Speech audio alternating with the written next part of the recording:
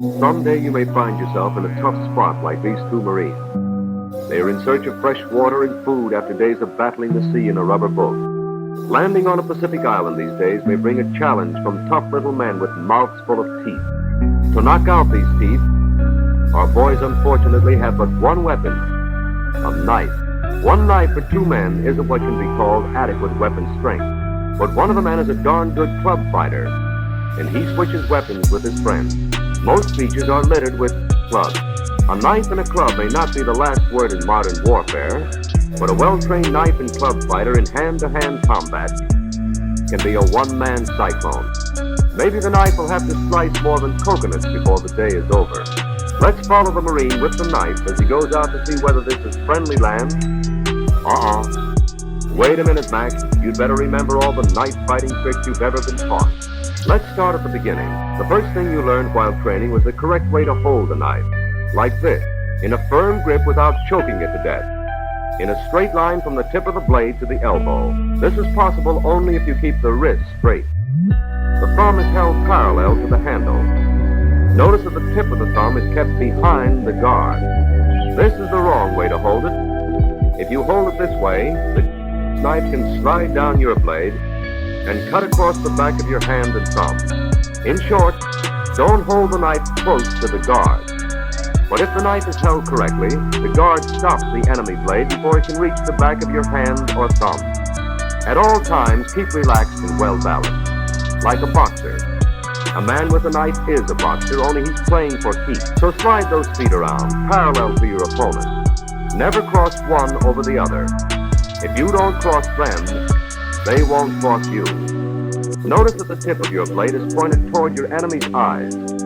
As a result, only a small part of your knife is visible, making it difficult for him to follow or anticipate your move.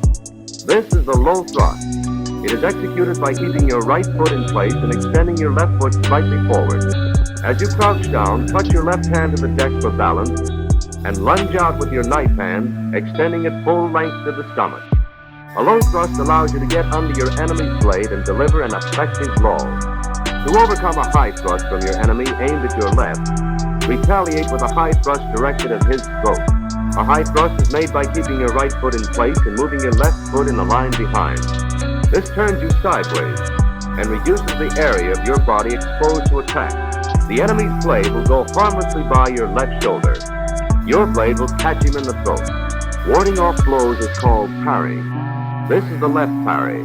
Step away from your enemy's blade while knocking it to one side with the top quarter of your own. Then hand cut, throat slash, and side jab.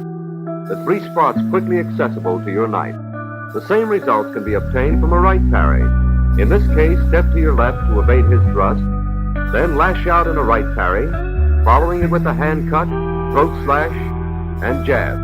If your first parry doesn't knock your opponent's knife aside, quickly parry again. Then follow through with the hand cut, throat slash, and jab. This is called the double parry. Let's give it a closer look. Parry twice, hand cut, throat slash, jab. The double parry, hand cut, throat slash, and jab can also be made from a right parry. Here is a closer view. If the first try doesn't knock his blade aside, hit it again. Then follow through. Blades that become locked may be disengaged by suddenly releasing the pressure on your knife. This throws your opponent off guard. No matter on which side your opponent has your blade locked, you may disengage it by suddenly releasing pressure. This is a disengage to the right. The blades are locked. Release pressure, follow through. A parry left can be followed by a hand grab and thrust. Parry with a great deal of force near your opponent's hand, keeping a constant pressure against your opponent's blade until you grab his wrist. Force that blade down. Keep pressure on it until you grab the wrist. Then jab him in the midsection. This is the same series of moves done on the other side. No matter which side you are on, the important thing is to keep constant pressure on his blade before grabbing his wrist. Neutralize his blade, grab that wrist and tickle him in the ribs with your knife. Let's review the basic knife movements taught in this course. The low thrust gets you under your opponent's blade. The left parry enables you to follow through with a hand cut, throat slash, and jab. The right parry allows you to go through the same movements on the opposite side. The double parry left is executed when a single parry fails to knock your opponent's blade aside for the follow-through.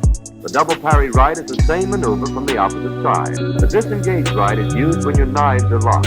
Release the pressure suddenly and follow through with the hand cut, throat slash, and jab. The disengaged left is executed for the same result on the opposite side. The parry left, hand grab, and thrust is a variation of the ordinary parry. Don't forget to keep your knife against his before grabbing his wrist. This is also to be remembered in the parry right, hand grab, and thrust. You remember all this? Okay, go ahead, wade in. On guard, engage, disengage, engage. Oh, let's see how your friend is making out with the club. Watch it, pal, you're about to be ambushed. Oh, but sees that you're not armed, so he wants a little bayonet practice, does he? Okay, Mac, show him how a man with a club can polish off a man armed with a bayonet. That's one way of doing it.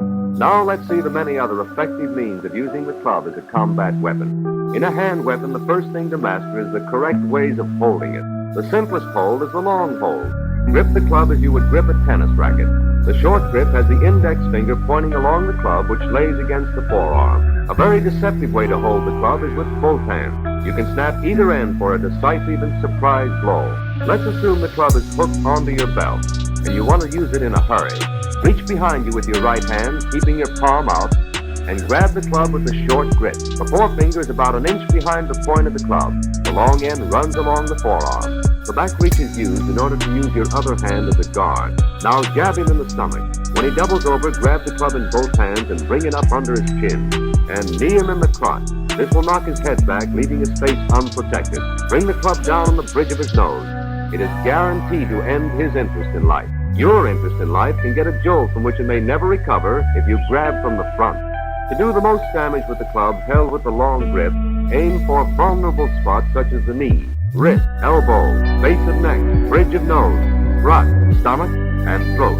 There's a hazard in holding the club the long way.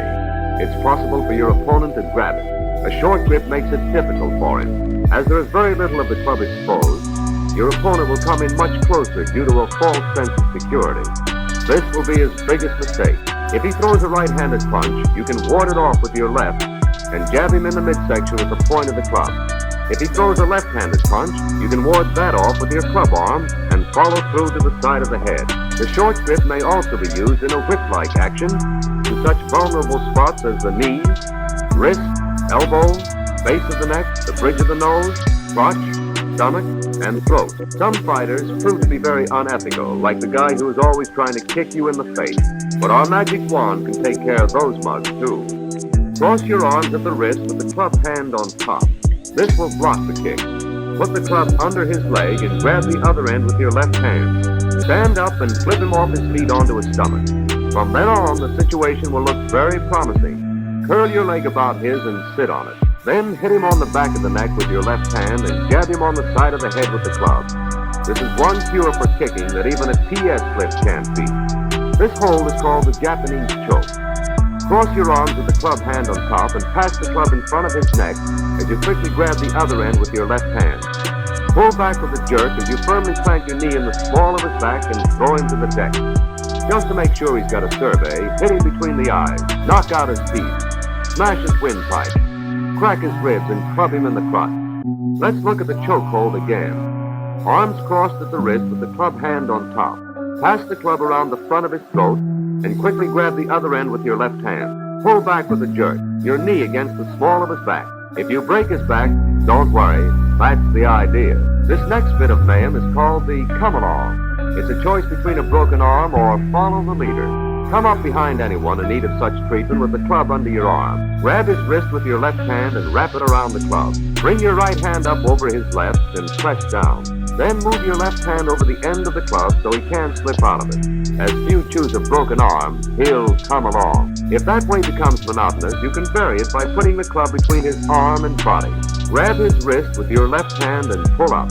Your wrist should be resting on top of the club. Lock the hold by putting your right hand over the end. This too is a magic formula for making him come along. You men who know wrestling understand the hammerlock. Here's a hammerlock to end all hammerlocks. Slide the club between his arm and body, turn your right hand palm out and grab his wrist. Then pull his arm up behind his back. You're right, it's a one-sided argument. Supposing he pulls a small knife on you? Well, you can take care of that too. By holding the club in the long grip, you can keep him at a distance. If he tries an overhead slash, remember the old chokehold. Cross your arms with the club hand on top. Grab the other end of the club with your left hand and pull him down to the deck. At the same time, knee him under the chin. Or grab the club in both hands, extending it over your head to parry the blow. Push him back and knee him in the crotch. If he tries to stab you in the stomach, stop the blow with a short grip club. Grab his wrist and move in with a jab to his throat and a knee to the crotch. If he tries an underhand slash, parry the blow with the club gripped in both hands. Then push him back and knee him in the crotch. A side sweep slash may also be countered by sucking in your stomach to avoid the blow and smashing his wrist with the blow from the short grip club. Grab his wrist and push him back as you jab him in the throat. If all this seems too complicated, you can go back to the long grip. He'll never be able to reach you with his short knife. You at least can break his wrist and move in from there. It is not the intention of the Marine Corps to send you into combat armed only with a club, but a man thoroughly trained for combat should know how to defend himself under any condition. No one can promise you that you'll never have to defend yourself with a club against a man armed with a bayonet. Can it be done? Well, you've seen it done. The question now is how. Let's watch them. A rush to your left is parried by a hard blow as you move to the right away from the bayonet. Then follow through with a smash to the hand and bridge of the nose. This same series of blows may be executed if he rushes to your right. Step quickly to your left and parry the bayonet with a solid blow. Follow through with a smash to the hand and face. Now to do it again. Here's how you attack the bayonet with the club held by the short grip. Parry the bayonet with the club along the forearm. Grab his wrist, jab him in the side, and come down with a smashing blow behind the neck. For your information, let's do it again. Sometimes, like two heads, two hands are better than one. Parry the bayonet, block the butt stroke, knee him in the crotch, and ram him at the base of the neck. Don't forget that a bayonet by itself can also be used as a club with the same grip, the long, the short, and the two-handed. You have seen all the club against bayonet movements done slowly. Here you see them at normal speed. Notice how fast you have to move to avoid the opponent's blade and get into position to make your own thrust. In order to keep up this fast pace, you've got to remain relaxed and balanced.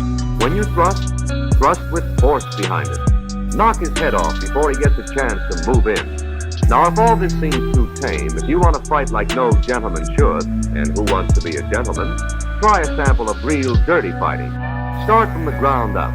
A handful of dirt thrown in the right direction can be very helpful. Your helmet is a handy weapon on occasions too, but don't fail to follow up swiftly. A sharp thumb in the eye will make the enemy wonder what he's fighting for. And finally, there is expectoration M1, otherwise known as spitting. All you have to do is work up a good mouthful and check for windage. There's no doctrine for dirty fighting. Everything goes, and if you invent something for yourself, don't hesitate to pass it along to your friends. But most of all, if and when the time comes, pass it to where it belongs, the enemy.